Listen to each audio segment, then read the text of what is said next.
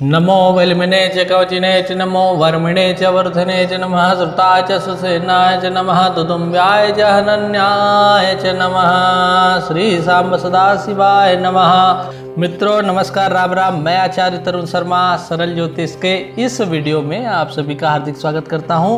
प्रदोष व्रत से जुड़ा हुआ यह वीडियो है। हम सभी जानते हैं, माताएं बहनों के मन में एक विचार आता है कि प्रदोष व्रत क्या है, कैसा है, कब करना चाहिए। अभी अधिक मास में प्रदोष व्रत का जो अंतिम समय जो चल रहा है, जिसको आज के ही दिन हम लोग प्रदोष व्रत अगर रखते हैं तो हमको बहुत लाभ मिलेगा। बोला गया है त्रयोदशी और चतुर्दशी का प्रदोष व्रत रखने से हमको बहुत लाभ मिलता है। आइए जानते हैं इस वीडियो में कि प्रदोष व्रत को क्यों करना चाहिए, कब से शुरू करना चाहिए, कब है और इसका महत्व क्या है, इन सभी पर हम चर्चा करते हैं। आइए जानते हैं कि प्रदोष का क्या अर्थ होता है। प्रदोष यानी होता है प्रत्येक पक्ष की त्रयोदशी को होने वाला व्रत सूर्य के अस्त होने का समय। प्रदोष यानी सूर्य के अस्त होने का समय या फिर संध्या का समय को प्रदोष व्रत बोलते हैं। और बोला गया है प्रदोष व्रत या उपवास जो है वो विशेष रूप से सूर्यास्त से कुछ पहले ही शिव का पूजन करके भोजन करने को भी प्रदोष व्रत बोला जाता है। अब आप बोलेंगे कि पंडित जी क्या है ये प्रदोष, यानी बहुत बड़ा जब दोष होता है जीवन में, हमको समझ ही नहीं आता क्या दोष है। उस प्रकृष्ट दोष के शमन के लिए प्रदोष व्रत किया जाता है।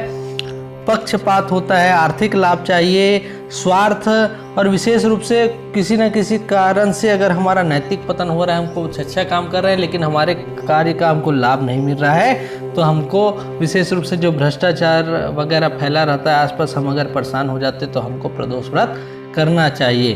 अब प्रदोष व्रत करना तो चाहिए, लेकिन कब करना चाहिए और क्यों करना चाहिए, इस बारे में चर्चा करते हैं कि प्रदोष व्रत भगवान शिव जी की प्रसन्नता के लिए और प्रभुत्व की प्राप्ति के लिए किया जाता है। यह तिथि भगवान शिव को बहुत प्रिय है और भक्ति भाव से इस तिथि पर पूजा करने से मान सम्मान की प्राप्ति होती है और धन वैभव मिलता ही मिलता है। साथ ही साथ बोला गया प्रदोष यानी सभी प्रकार के दोष दूर होते हैं। अब आप बोलेंगे कि पंडित जी ये कब प्रारंभ करना चाहिए, तो इसे पौष माह के शुक्ल पक्ष की त्रयोदशी के दिन ही प्रारंभ करना चाहिए। साल का पहला प्रदोष व्रत इसी दिन रखा जाता है। अब आप बोलेंगे कि इसको रखते हैं तो हमको पूजा विधि क्या होती है, तो पूजा विधि और प्रदोष के बारे में और बातों पे हम चर्चा करते हैं। सबसे पहले हम ये चर्चा कर रहे हैं कि शास्त्रों में क्या इसका उल्लेख है क्या प्रदोष के बारे में, तो हाँ अवश्य इसका उल्लेख है। हमारे शास्त्रों में बहुत सारी साधनाएं हैं, बहुत सारे व्रत हैं, इन सभी का उल्लेख है। इन सभी का उद्देश्य ये है कि मनोकामना की पूर्ति करना। कौन कर सकता है? भोले बाबा कर सकते हैं। कौन कर सकते हैं? विष्णु भगवान कर सकते हैं। ऐसे देवी देवता जो हमारे मन की कामनाओं को पूर्ण कर दे। साथ ही साथ पूर्ण श्रद्धा भाव से जब किसी भी कार्य को किया जाता है तो उसका निश्चय ही फलदायी उसका लाभ मिलता है। हिंदू धर्म में कई ऐसे व्रत हैं जिनके करने से व्यक्ति अपने जीवन में लाभ तो मिलता है, उन्हीं में से एक प्रदोष व्रत भी है। प्रदोष व्रत को हम लोग जानते हैं चंद्रमौलीश्वर भगवान शिव की प्रसन्नता और आशीर्वाद प्राप्त करने के लिए किया जाता है।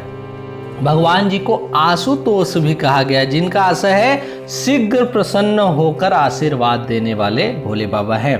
प्रदोष व्रत को श्रद्धा व भक्ति पूर्वक करने से भगवान शिव जी की विशेष कृपा मिलती है। हम लोग जानते हैं प्रदोष व्रत को कैसे करना चाहिए। चलिए, प्रदोष व्रत प्रत्येक मास की त्रयोदशी तिथि को आता है। सभी पंचांग में प्रदोष व्रत की तिथि का विशेष उल्लेख दिया गया होता है, हर कैलेंडर में रहता है। दिन के अनुसार प्रदोष व्रत के महत्व में और भी अधिक वृद्धि हो जाती है। सोमवार में होने वाले प्रदोष को सोम प्रदोष कहते हैं, मंगलवार के दिन वाले को भौम प्रदोष कहते हैं। प्रकार से प्रदोष व्रत विशेष फलदायी होते जाता है। प्रदोष वाले दिन प्रातःकाल स्नान करना चाहिए। आप बोलेंगे आप स्नान के जल में क्या करें, आपको एक कुंभ, घड़ा या विशेष रूप से आप चाहे तो कोई छोटा सा मिट्टी का बर्तन ले लीजिए। एक अगर आप कहीं तीर्थ में स्नान कर पा रहे, नदी में कर पा रहे, अच्छी बात है, नहीं हो तो घर में ही गंगा जल मिला करके स्नान करना चाहिए। थोड़ा सा हल्दी डाल दीजिए, थोड़े से पंच पल्लव या विशेष रूप से जो आसपास के अशोक के पत्ते हैं, आम के पत्ते हैं, वो सभी चीज़ों को डालने से स्नान का विशेष लाभ मिलता है, तीर्थ स्थान का लाभ मिलता है। अब आप बोलेंगे कि ये सभी तो करते हैं, लेकिन इसमें क्या किया जाता है? प्रदोष वाले दिन प्रातःकाल स्नान के बाद भगवान शिव का षोडशोपचार पूजन किया जाता है। आप बोलेंगे षोडशोपचार क्या है पंडित जी? उस पर एक वीडियो आने वाला है, लेकिन आप ये समझ जाइए कि प्रदोष व्रत के दिन षोडशोपचार का मतलब ये है कि भगवान जी के पास धूप दीप जलाना, साथ ही साथ भोले बाबा जी की कोई मूर्ति है या मिट्टी का बना ले या फिर विशेष रूप से कोई फोटो है उसके सामने सेवा करना चाहिए। सेवा का मतलब है भगवान जी को जल अर्पित करना, चंदन अर्पित करना, पुष्प, गंध, धूप, दीप, नैवेद्य, ये सभी चीज़ें हैं और बहुत सारी चीज़ें हैं जो षोडशोपचार में होता है। लेकिन आप अगर षोडशोपचार नहीं हो रहा है तो 5 चीज़ों को जरूर चढ़ाए, धूप, दीप, नैवेद्य, गंध और विशेष रूप से भगवान जी के पास सानिध्य में बैठ जाइए। तो इस प्रकार से चीज़ों को करने से हमको विशेष लाभ मिलता है। अब बोलते हैं कि इस दिन फलाहार करके ही भगवान जी की पूजा को किया जाता है। अगले दिन हम इसका व्रत को खोलते हैं। प्रदोष व्रत में प्रदोष काल का बहुत महत्व है। प्रदोष मैंने बताया है कि जब संध्या का समय होता है उसको प्रदोष कहते हैं। प्रदोष काल सूर्यास्त से 2 घड़ी यानी 48 मिनट तक रहता है। शास्त्रों के अनुसार बोला गया इस समय अगर हम कोई भी पूजा पाठ, मंत्र, जप, धूप दीप करते हैं तो उसका अनंत गुना फल हमको मिलता है। किंतु विशेष रूप से 48 मिनट को आप समझ जाइए कि जब सूर्यास्त है उसके 24 मिनट पहले और 24 मिनट बाद के समय को हम लोग प्रदोष काल कहते हैं। तो जो सूर्यास्त से पहले का 24 मिनट है इसमें शिव जी की पूजा की जाती है और उसके बाद जो समय है उसमें हम लोग शिव जी संबंधित जो चंद्रमा को मानते हैं, चंद्रमा जो है विशेष रूप से शिव जी का श्रृंगार है, तो उनको भी दिया और धूप दीप दिखाना चाहिए। विशेष रूप से 5 प्रदोष की महत्ता है। जैसे रवि प्रदोष, रविवार के दिन होने वाले प्रदोष को रवि प्रदोष कहा गया है। रवि प्रदोष व्रत दीर्घायु एवं आरोग्य प्राप्ति के लिए किया जाता है।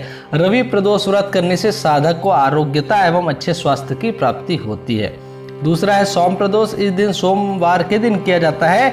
अगर सोमवार के दिन प्रदोष व्रत पड़ता है तो विशेष कार्य सिद्धि के लिए किया जाता है और साधक की अभिसिद्धि अवश्य होती है। भौम प्रदोष यानी मंगलवार के दिन अगर प्रदोष व्रत पड़े तो इस दिन ऋण मुक्ति के लिए कामना करना चाहिए। साधक को ऋण एवं आर्थिक संकटों से मुक्ति अवश्य मिलती है।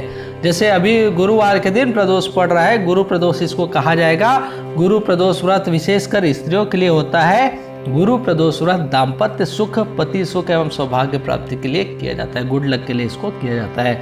अब विशेष जो अंतिम प्रदोष आता है शनि प्रदोष, ये शनिवार के दिन किया जाता है। संतान प्राप्ति एवं संतान की कल्याण एवं उन्नति के लिए इसको व्रत को किया जाता है।